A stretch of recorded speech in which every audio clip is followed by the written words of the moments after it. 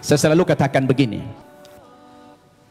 kalaulah seandainya agama Kristen itu yang benar, dengan tokohnya adalah Yesus, kemudian umat Kristen masuk ke dalam sorga, insya Allah umat Islam juga akan ikut masuk ke dalam sorga. Kenapa? Karena kita beriman kepada Yesus. Tetapi kalau Islamlah yang benar, dengan tokoh kita Nabi Muhammad yang juga mengimani nabi-nabi yang terdahulu, kemudian saudara kita umat Kristiani tidak beriman kepada kerasulan Muhammad, mohon maaf, terpaksalah saudara kita masuk neraka kalau kayak masuk surga. Ini untungnya menjadi umat Islam. Kenapa? Karena apa yang mereka imani kita imani juga. Tetapi apa yang kita imani mereka tidak imani. Itulah perbedaan yang mendasar antara kita dengan umat Kristiani. Hanya persepsi tentang Nabi Isa, dia Tuhan atau Nabi. Berdasarkan ayat-ayat Alkitab yang sudah dipaparkan begitu banyak oleh Ustadz Insan Mokoginta tadi, ternyata ratusan ayat yang kontradiksi. Ada yang mengatakan Nabi Isa itu Tuhan, ada yang mengatakan dia Nabi. Oleh karena itu, saya ingin mengajak antum semua untuk merenung. Ketika kita berbicara Yesus itu Nabi atau Tuhan, apa yang menjadi parameter kita? Siapa yang paling punya otoritas membicarakan tokoh ini, Tuhan atau Nabi? Menurut hemat saya, yang paling punya otoritas bukan pribadi-pribadi, bukan manusia, bukan pendeta, bukan ustadz, tetapi yang paling punya otoritas membicarakan tokoh ini mestinya adalah sumber agama itu sendiri, yaitu Alkitab atau Al-Quran. Betul tidak? Harus sumber agamanya itu yang menjadi tolok ukur. Sekarang kita pertanyakan, dari dua kitab suci ini, Al-Quran maupun Alkitab, yang mana yang memenuhi kriteria sebagai sebuah kitab suci? Nah, ini perlu kita uji. Ini perlu kita uji.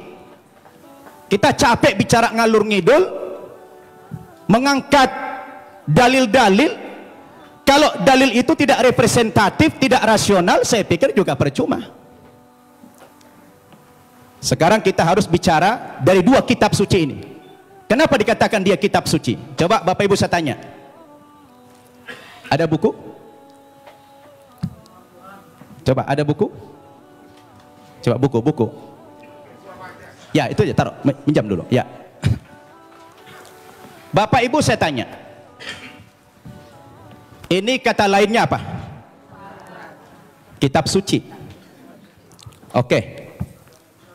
Ini apa namanya? Buku. Buku kan? Bapak Ibu saya tanya, ini sama ini bahan bakunya sama tidak? Sama-sama apa? Sama-sama kertas. Kenapa dalam penamaan jadi beda?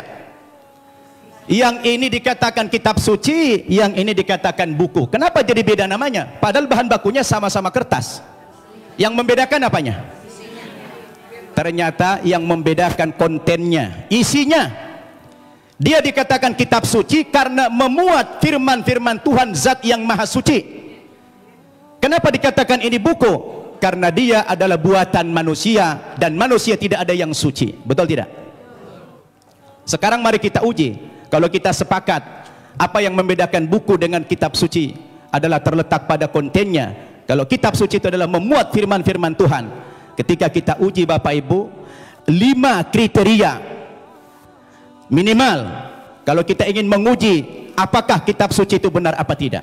Yang pertama, sebuah kitab suci itu akan dikatakan benar apabila dia murni datang dari Allah, 100% datang dari Allah, dan tidak ada intervensi manusia di dalam kitab suci itu dalam bentuk kontennya setinggi apapun otoritas manusia itu. Betul tidak? Termasuk di dalamnya Nabi.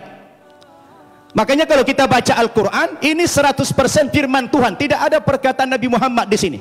Perkataan Nabi Muhammad dimuat dalam hadis namanya. Tidak ada satu ayat pun di sini sumbangan Nabi Muhammad dalam bentuk isi. Ini adalah wahyu Tuhan 100%. Akan berbeda kalau kita baca ini Alkitab, di sini sudah tercampur, di sini ada perkataan Tuhan, di sini ada perkataan Nabi, di sini ada perkataan Rasul Paulus, di sini ada perkataan murid-muridnya, tercampur. Lalu di mana letak kesuciannya yang dikatakan kriteria kitab suci itulah murni datang dari Tuhan? Itu satu. Yang kedua, kriteria kitab suci itu dikatakan benar apa tidak? Apabila kitab suci itu ditulis pada zaman kitab suci itu datang, yang diterima oleh Nabi yang menerima kitab suci tersebut. Saya tanya, Al-Quran kapan ditulis? Ketika Nabi Muhammad masih hidup. Dia suruh sahabat menulis Al-Quran. Karena dia tidak bisa membaca, tidak tahu menulis, dia minta bantuan sahabat. Sahabat menulis. Dan dia hidup sezaman dengan Nabi. Begitu selesai ditulis oleh sahabat, dikonfirmasi tulisan dengan bacaan Nabi sama apa tidak, di cross check supaya tidak terjadi manipulasi. Kenapa? Karena kitab suci itu jadi pedoman. Sekarang Alkitab kita tanya, kapan ditulis? Lalu siapa tokoh yang menerima Alkitab? Alkitab ditulis bukan pada zaman Nabi Isa masih hidup, tapi sudah sekian puluh tahun, bahkan sekian ratus tahun Yesus sudah tidak ada di dunia ini, baru ada pembukuan Alkitab. Terus bagaimana seorang penulis akan mengkonfirmasi kepada yang menerima wahyu itu? Maka kemungkinan terjadi manipulasi sangat mungkin. Sebab yang namanya wahyu itu haruslah dari Tuhan, tidak boleh dari rekayasa atau karangan manusia. Betul tidak? Dua itu kriteria, dan Alkitab gugur menurut hemat saya di situ.